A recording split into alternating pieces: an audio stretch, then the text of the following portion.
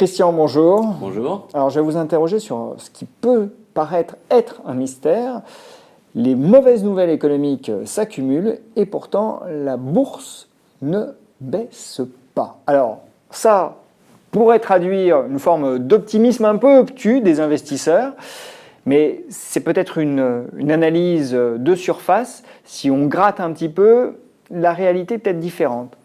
Oui, c'est clair. Aujourd'hui, alors c'est vrai que lorsqu'on regarde le marché obligataire avec des taux d'intérêt négatifs, ça ne traduit pas une bonne santé de l'économie. Un discours quand même, on a M. Draghi, on a M. Powell qui nous disent ça va mal, on baisse les taux pour essayer d'éviter la catastrophe. Et là-dessus, on a la bourse qui monte. Alors on va dire à court terme, on peut réagir à ces baisses de taux, mais quand même à moyen long terme, on peut se dire que c'est quand même pas un scénario idéal pour le marché action et qui justifie une valorisation très élevée du marché. Alors par contre, lorsqu'on regarde un peu dans le détail et si on regarde secteur par secteur, on s'aperçoit surtout qu'aujourd'hui, on est dans des investisseurs qui font des choix de plus en plus extrêmes. C'est-à-dire que certes, on investit sur la bourse, on achète des actifs risqués, peut-être un petit peu obligé, parce que sinon, ça coûte cher de ne pas prendre de risque aujourd'hui. Vous avez des taux négatifs, donc si je prends aucun risque, si je veux prendre aucun risque, ça me coûte de l'argent. Donc aujourd'hui, je prends un peu de risque, mais dans ce que je vais prendre du risque, je vais peut-être prendre le moins risqué, ce qui me paraît le moins risqué dans les actifs risqués. C'est peut-être là le grand message qu'on voit aujourd'hui dans les choix d'allocation d'actifs des investisseurs. Alors, vous savez que j'aime bien les graphiques, et donc vous m'en avez apporté un, et que je trouve là encore très intéressant à soumettre à notre audience, c'est celui d'un arbitrage en défaveur du risque. Alors, c'est une comparaison du taux à 10 ans allemand avec un ratio de l'Eurostoxx Growth Value. Voilà, donc les valeurs de croissance sur les valeurs des côtés. Alors, pour bien lire ce graphique, il faut préciser que l'échelle de droite, c'est une échelle des taux allemands inversée. À gauche, évidemment, on a l'échelle pour le ratio croissance sur valeur des côtés. Et qu'observe-t-on? C'est que depuis quelque temps, on a une très très forte corrélation entre l'un et l'autre. Le taux allemand marquant évidemment le reflux du risque. Voilà, c'est-à-dire que plus le taux allemand s'enfonce dans les négatifs, moins on est quand même confiant sur l'économie, moins on anticipe de l'inflation, moins plus on cherche de la sécurité finalement. C'est bien ce qu'on voit sur le graphique là. Plus la courbe monte, plus les taux allemands sont négatifs. Voilà, et donc plus on achète cher finalement le fait de ne pas prendre de risques. Et puis alors après, on voit que finalement, qu'est-ce qui surperforme sur la bourse? Parce que l'indice ne baisse pas à ce moment-là, il arrête de baisser. Et qu'est-ce qui vraiment monte?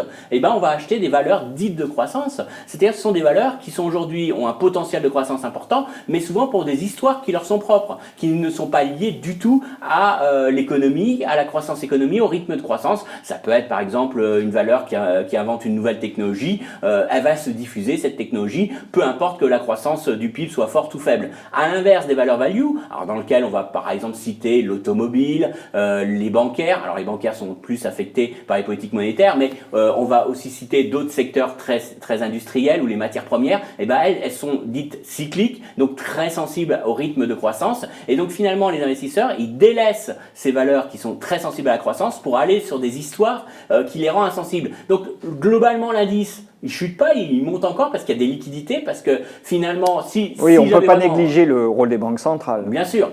Si j'avais vraiment voulu pas prendre de risque, en temps normal, j'aurais acheté du 10 ans français, du 10 ans allemand. Mais bon, à un moment donné, j'en ai peut-être assez de payer cette assurance, de payer ce coffre-fort. Donc je vais quand même sur les actifs risqués, mais j'ai pas le choix. Je prends finalement des actifs qui sont aujourd'hui décorrélés de la croissance économique. Donc c'est finalement un choix par défaut. C'est un choix qu'on m'impose finalement et ce n'est pas réellement une perception positive de la croissance.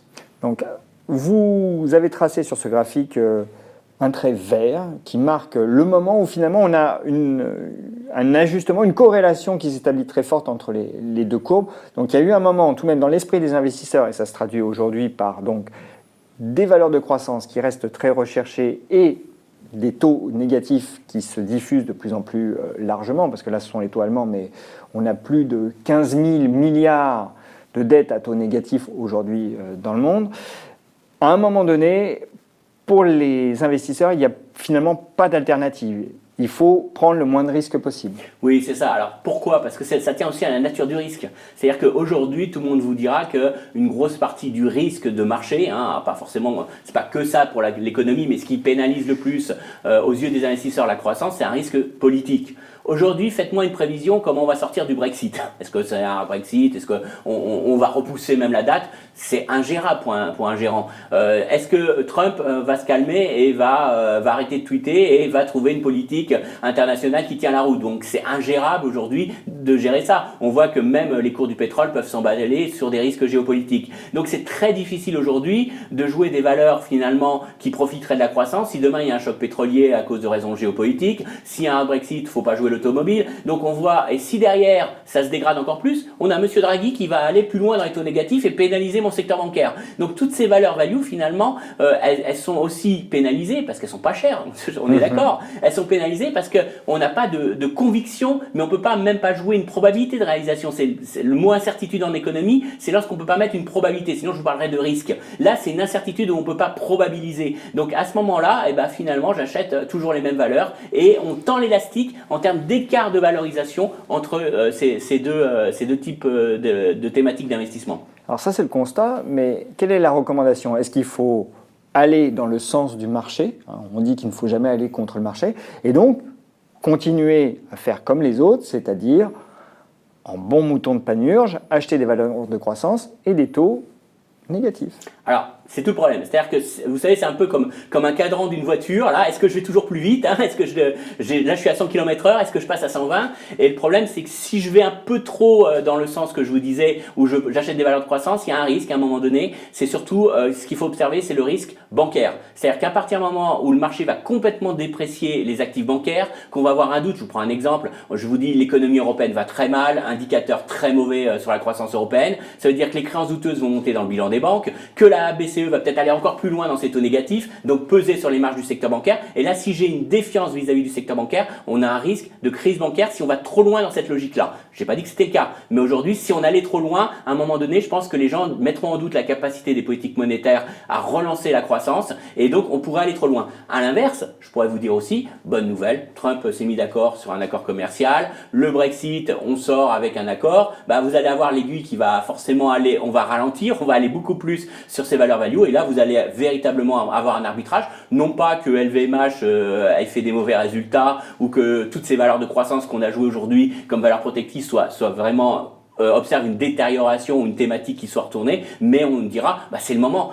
Là on allège l'incertitude politique, on allège la pression sur la croissance, et là je crois réellement à un rebond de la croissance, et à ce moment-là on aura cet arbitrage qui s'effectuera. La seule question aujourd'hui, on l'a vu, on a eu un petit mouvement à un moment donné où on a rejoint un peu ces valeurs de croissance, donc le marché peut aller très vite. Lorsqu'on a dit ça y est, Trump va avoir un accord commercial, on a rejoué un petit peu cette idée-là, mais on voit que ça n'a pas été loin, cassé en partie par exemple. Vous voulez dire les valeurs value? Voilà, on est revenu très ponctuellement sur les valeurs value. Sur les valeurs value au début septembre, mais on voit que ça a été très court parce que derrière on a eu des enquêtes PMI qui étaient très mauvaises, des enquêtes auprès des directeurs des achats, donc on voit que ça reste très fragile. Il faut avoir, à mon avis, pour qu'on ait une inversion et un vrai arbitrage, il faut à un moment donné qu'on soit très confiant sur un vrai retour de la croissance, et donc il faut éliminer ces incertitudes politiques aux yeux des marchés. D'accord, mais je repose ma question, qu'est-ce qu'on fait aujourd'hui? Aujourd'hui, on continue à aller plus vite, on continue à appuyer sur l'accélérateur vers ces valeurs de croissance. Elles sont chères, ou alors on reste sur ces valeurs de croissance. Je vous prends un exemple, vous avez acheté le luxe, ça a super